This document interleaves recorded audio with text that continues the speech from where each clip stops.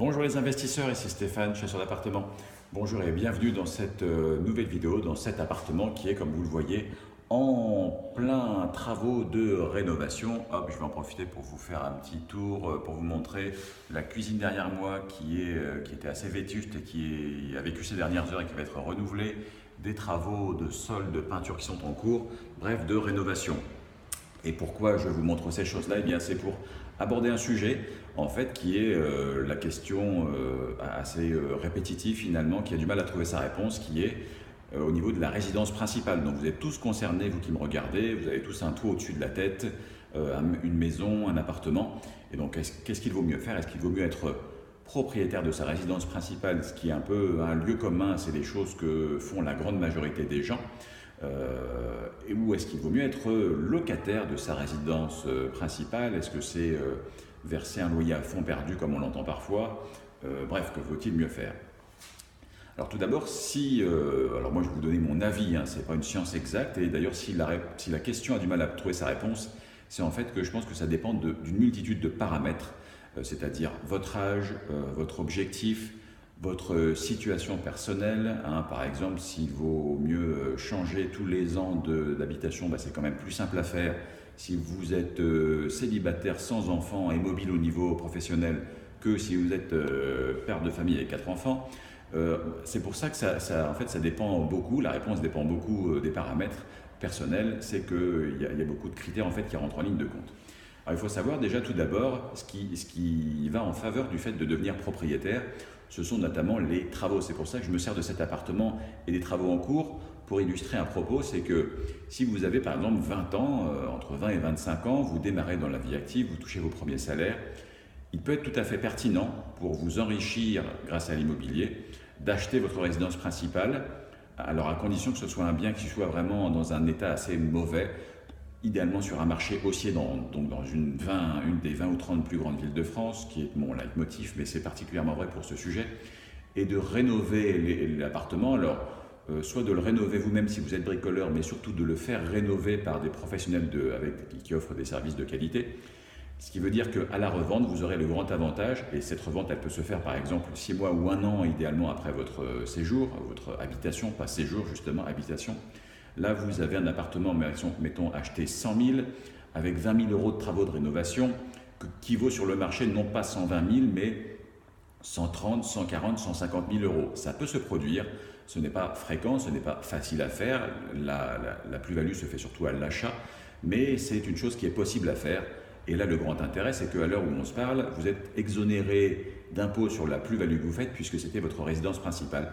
Et ça, c'est clairement un moyen rapide, efficace, éthique, j'allais dire, parce que ceux qui achètent derrière vous 150 000 euros, ils sont très contents d'acheter un appartement où on arrive, on pose ses valises, tout est rénové, fait avec goût, décoré.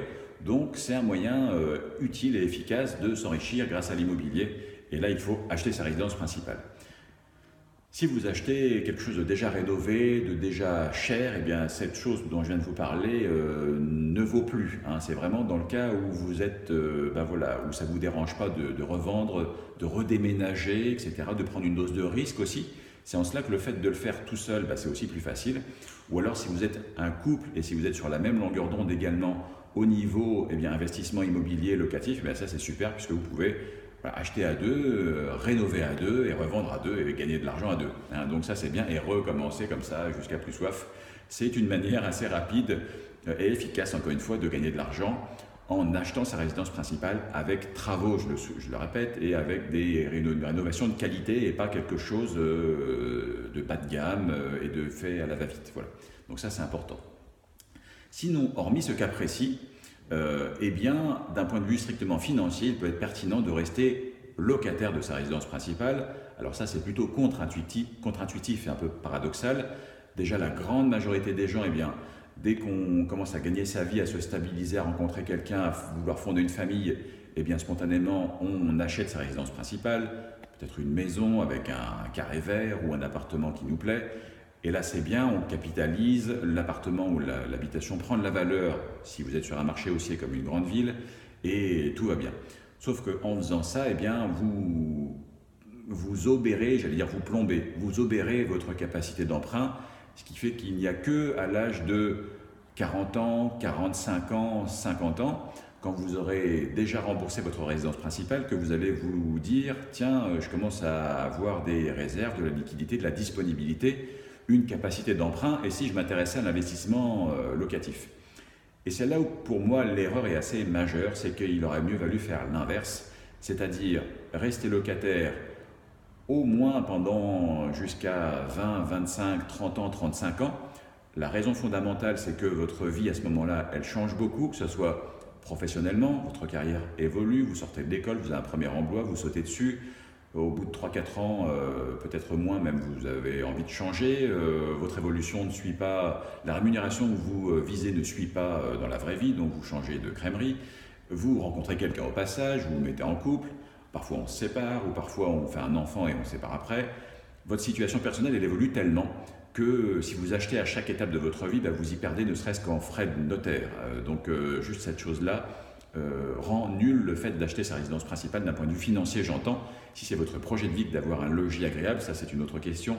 Là on est sur on parle d'investissement locatif, investir à Lyon.fr et chasseur d'appartements spécialiste dans l'investissement. Donc je m'intéresse surtout, je positionne ma réponse par rapport aux finances. Donc d'un point de vue financier, c'est une mauvaise stratégie que d'acheter sa résidence principale parce que votre situation va changer. Donc ce qui est le contraire de ce que je viens de dire avec les travaux, mais vraiment le point, si vous achetez votre résidence, il faut que ce soit votre critère, c'est avec travaux et dans le but définitif de revendre un an après. Voilà. Mais donc voilà, on fait un peu à l'envers, c'est-à-dire on achète d'abord sa résidence principale et puis on s'intéresse 15-20 ans plus tard à l'investissement locatif. Il vaut mieux faire l'inverse, rester locataire quand on est jeune et investir déjà dans du locatif. Et là, vous avez déjà un actif qui va se payer sur le long terme et peut-être à 40, 45 ans, 50 ans, une fois que vous y verrez plus clair sur l'endroit géographique où vous souhaitez vous installer, je veux dire la personne avec qui vous souhaitez vous installer sur le long terme et votre situation avec les enfants, là ça peut être pertinent d'acheter sa résidence principale, j'allais dire, et encore parce que les enfants entre-temps ils vont grandir et ils vont quitter le foyer. Donc vous voyez, ça aussi, là où vous aviez acheté, et j'ai plusieurs exemples en tête de personnes qui me sollicitent à Lyon ou sa région pour vendre leur résidence principale, résidence qui hébergeait les parents et plusieurs enfants, les parents parfois ne restent pas ensemble et les enfants ne restent pas dans l'appartement.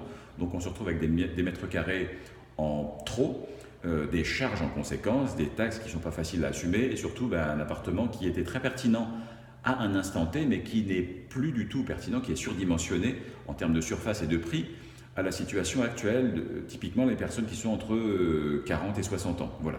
Donc c'est en ça que rester locataire finalement, ce n'est pas verser à fond perdu des loyers par la fenêtre, si tant est qu'en parallèle vous faites de l'investissement locatif. C'est ça mon point. Vous voyez, vous capitalisez d'un côté et vous ne vous plombez pas au niveau charge de l'autre et vous gardez votre flexibilité au niveau géographique, personnel, etc. Si demain la vie veut que vous changez carrément de ville ou d'appartement, eh bien c'est beaucoup plus facile à faire. Quand vous êtes locataire, vous envoyez votre dédite et c'est fini, vous passez à autre chose. Et en parallèle de cela, vous avez investi dans le locatif le plus jeune possible. Et alors là, dès que vous avez votre CDI, période d'essai révolue, et ce que je dis là, je le dirai, je le ferai faire à mes propres enfants, alors s'ils le souhaitent, je ne vais pas leur contraindre, mais dès lors que vous avez un CDI jeune, période d'essai révolue, investissez dans l'immobilier locatif, et là sur le long terme, vous allez voir ça vraiment payer, et après vous aurez le temps de voir ce que vous faites au niveau de votre résidence principale. Mais en fait, la réponse finalement à la question que je suggérerais, parce que ce n'est pas une science exacte du tout et c'est mon expérience personnelle que je vous donne, c'est de vous intéresser prioritairement le plus tôt possible à l'investissement locatif dans l'immobilier que de votre résidence principale, là où la grande majorité des gens font un petit peu l'inverse par manque de connaissances ou parce que on ne nous apprend jamais ce genre de choses-là alors que c'est basique. On est tous concernés par l'immobilier tôt ou tard. À l'école, à l'université, donc voilà, on fait les choses parfois pas dans le bon ordre, d'où cette petite vidéo sur la question qui reste ouverte, faut-il mieux acheter ou louer sa résidence principale? Voilà, pas une réponse mais des éléments de réponse, en tout cas mon point de vue sur cette question que je vous tourne volontairement dans un appartement à rénover pour appuyer mon propos. Voilà, merci d'avoir regardé cette vidéo. Si vous avez des réactions, un avis tranché, si vous n'êtes pas d'accord avec ce que je viens de dire ou si vous êtes d'accord d'ailleurs, à quoi vous pensiez, n'hésitez pas à mettre des commentaires dans cette vidéo aussi dessous, votre expérience, pourquoi pas, est-ce que vous avez fait un peu comme j'imagine, comme je suggérerais, ou est-ce que vous avez fait tout l'inverse? Est-ce que vous en portez bien ou pas? Est-ce que vous avez investi dans du neuf aussi? Ça, c'est une chose que je vois souvent. Eh bien, écoutez, n'hésitez pas à nous faire part de vos commentaires dans les commentaires justement qui sont prévus à cet effet ci-dessous. Et n'hésitez pas à vous abonner à la chaîne dont le bouton doit apparaître ici pour vous abonner sur les prochains thèmes. D'habitude, c'est plus des vidéos, des visites d'appartements que je vous fais plutôt que des réponses à des questions, mais pourquoi pas faire les deux. Voilà. Merci en tout cas, à bientôt pour les prochaines vidéos et à votre écoute dans les commentaires ci-dessous. Au revoir.